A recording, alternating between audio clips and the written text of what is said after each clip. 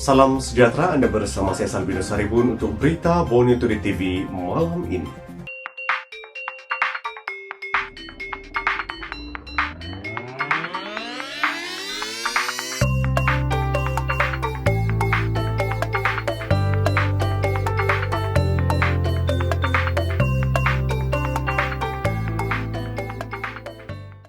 Enam kes kematian dan 397 kes positif baru COVID-19 dilaporkan di Sabah hari ini. 6 kes kematian, 397 kes positif dan 3 kluster baru COVID-19 dilaporkan di Sabah hari ini. Ketua Pengarah Kesihatan Tan Sri Dr. Nur Hisham Abdullah berkata, 3 kluster baru di Sabah iaitu kluster Liawan Keningau merekodkan 24 kes positif setakat ini, kluster Tatahan Kota Kinabalu dengan 19 kes dan kluster GK Tawau dengan 49 kes. Di negeri Sabah, 397 kes telah dilaporkan pada hari ini, iaitu 92 kes daripada kluster sedia ada, termasuk 23 kes daripada kluster baru iaitu kluster Liawan, kluster Tatahan dan kluster GK Tawau. 215 kes daripada saringan kontak rapat kes positif dan 90 kes daripada lain-lain saringan COVID-19.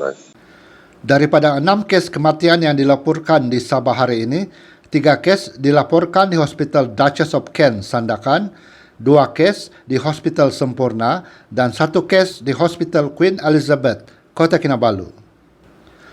Pesakit termasuk seorang wanita rakyat asing berusia antara 47 hingga 84 tahun dan kebanyakan mempunyai sejarah penyakit kronik.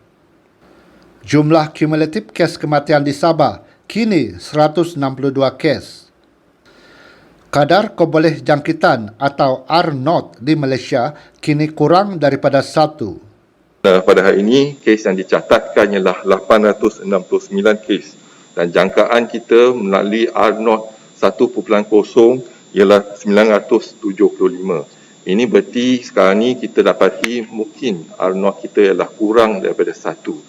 Dan kita harapkan kes-kes seharian yang akan dicatatkan sehingga 14 November dapat dikurangkan, iaitu R0 kepada 0.5. Mungkin kita akan memakan masa seminggu ataupun 2 untuk mencapai 0.5. Pelaksanaan Perintah Kawalan Pergerakan diperketatkan PKPD di Taman Mesra Sandakan sejak 28 Oktober lalu dilanjutkan 14 hari lagi sehingga 24 November ini. PKPD di Taman Mawar Sandakan ditamatkan hari ini sebagaimana yang dijadualkan. Atas nasihat dan penilaian risiko oleh KKM, sidang hari ini mesyuarat hari ini bersetuju untuk menamatkan PKPD di Taman Mawar Sandakan pada hari ini 10 November 2020 seperti yang dijadualkan.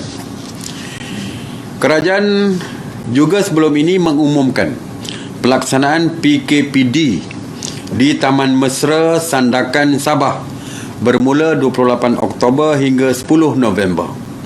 KKM telah melaksanakan sebanyak 1,124 saringan dan 134 kes kumulatif COVID-19 telah direkodkan.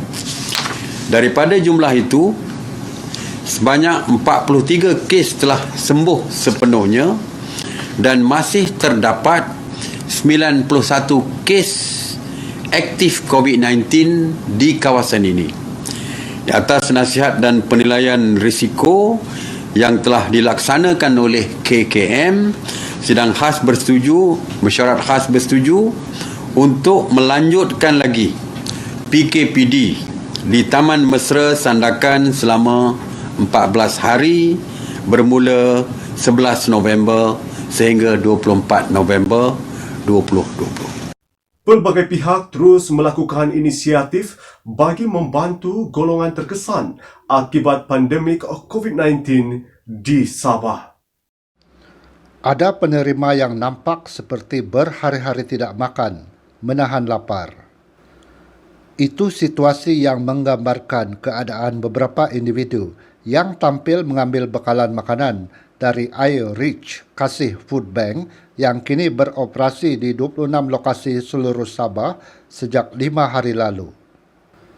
Pengurusi Pertubuhan Kebajikan Ayo Rich Kasih Sabah, Nur Hasimawati Awang Bakar berkata, situasi sebegitu bukan hanya berlaku di luar bandar, tetapi juga di kawasan bandar. Ayo Rich Kasih Food Bank ditubuhkan bagi membantu golongan terkesan akibat pandemik COVID-19.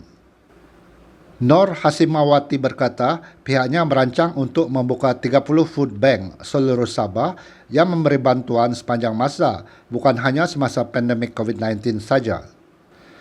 Bantuan disalurkan melalui Ayo Rich Food Bank itu khas untuk golongan yang betul-betul memerlukan dan putus bekalan makanan. Keutamaan diberikan kepada ibu tunggal, warga emas, orang kelainan upaya, anak yatim, golongan asnaf, serta individu yang putus bekalan makanan disebabkan hilang pekerjaan. Pertubuhan Kebajikan Ayo Rich Kasih Sabah turut mengambil inisiatif melaksana kutipan dana bagi menjayakan Ayo Rich Food Bank. Setakat ini, kira-kira 50 orang sukarelawan membantu menjayakan Ayo Rich Food Bank ini. Pengeluaran padi di Tambunan akan dipertingkatkan. Kerajaan Sabah akan mempelbagaikan usaha bagi mempertingkatkan lagi pengeluaran padi di Tambunan. Timbalan Ketua Menteri Datuk Seri Panglima Dr. Jeffrey Kitingan berkata, ketika ini pesawah padi di Tambunan masih lagi berasaskan kepada pertanian sara hidup dengan hasil tahunan hanya sekitar 3,6 tan setiap hektar. Untuk itu, promosi penanaman padi berganda, sistem pengairan lebih baik, dan pengenalan jenis padi baru akan diperkenalkan bagi meningkatkan pengeluaran hasil padi. Katanya, ketika ini bilangan petani padi sawah yang sudah mengamalkan penanaman 2 kali setahun masih tidak mencukupi. Masalah utama adalah sistem pengairan yang kurang memuaskan, membuatkan tanaman berganda sukar dilakukan. Namun, kerajaan sudah merancang beberapa projek untuk mengatasi masalah ini dan beliau percaya tidak lama lagi industri pertanian Tambunan dapat dibawa ke peringkat yang lebih tinggi. Jeffrey yang juga Menteri Pertanian dan Industri Makanan dan ahli Dewan Undangan Negeri Tambunan berkata, daerah Tambunan akan turut melihat pembangunan padang ragut yang lebih besar. Buat masa ini, sebilangan besar kawasan padang ragut di Tambunan telah terbiar selama bertahun-tahun dan lebih kurang 25,000 hektar belum diwartakan sebagai kawasan padang ragut. Hujan lebat menyebabkan banjir dan tanah runtuh di sekitar Keningau malam tadi. 2 kanak-kanak dikuatiri lemas selepas kenderaan yang dinaiki dihanyutkan arus deras di Sungai Liawan, Kampung Dangulat, Keningau, tengah malam tadi. Ketua Balai Bomba dan Penyelamat Keningau, Mudi Pengiran memaklumkan kejadian tersebut berlaku kira-kira 12:08 malam tadi. Dalam kejadian itu, kenderaan yang dipandu bapa kedua-dua mangsa dipercayai sedang menyeberangi jambatan di sungai itu untuk pulang dari Kampung Dangulat ke Kampung Ansip. Hanya pemandu kenderaan sempat menyelamatkan diri dan kedua-dua anaknya yang berusia 4 dan 6 tahun itu dihanyutkan arus deras Sungai Liawan. Jambatan itu tenggelam apabila air Sungai Liawan melimpah akibat hujan lebat. Kenderaan dinaiki mangsa berjaya ditemui tidak jauh dari lokasi ianya dihanyutkan, namun kedua-dua kanak-kanak lelaki dan perempuan itu didapati hilang.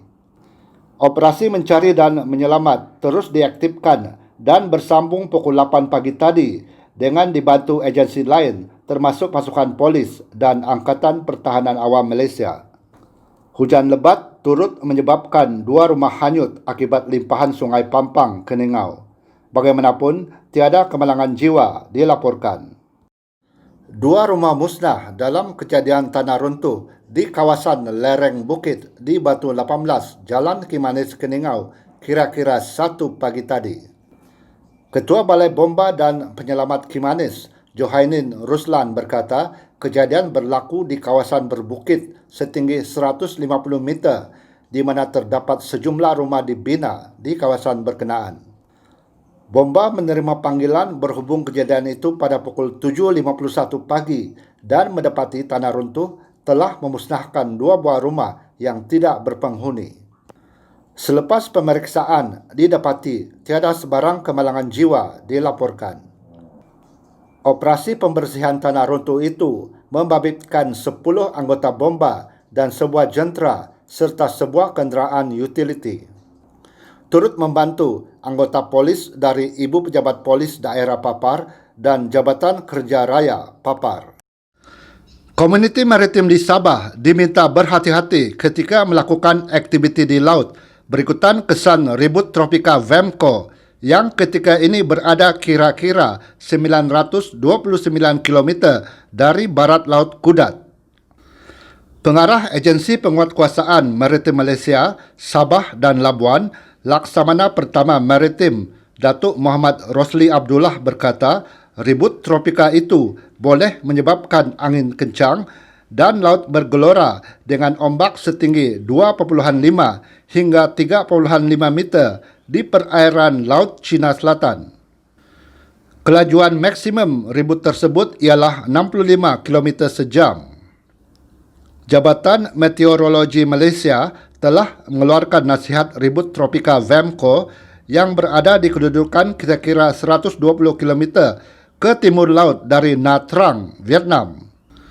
Beliau turut menasihati komuniti maritim agar memastikan segala aspek keselamatan diaplikasikan termasuk pemakaian jaket keselamatan. Tegasnya, pengendali bot tidak mematuhi peraturan ditetapkan akan dikenakan tindakan undang-undang dan boleh dikompaun serta tindakan mahkamah akan diambil. Sekian berita Borneo Today TV malam ini. Saya Salvinus Saribon.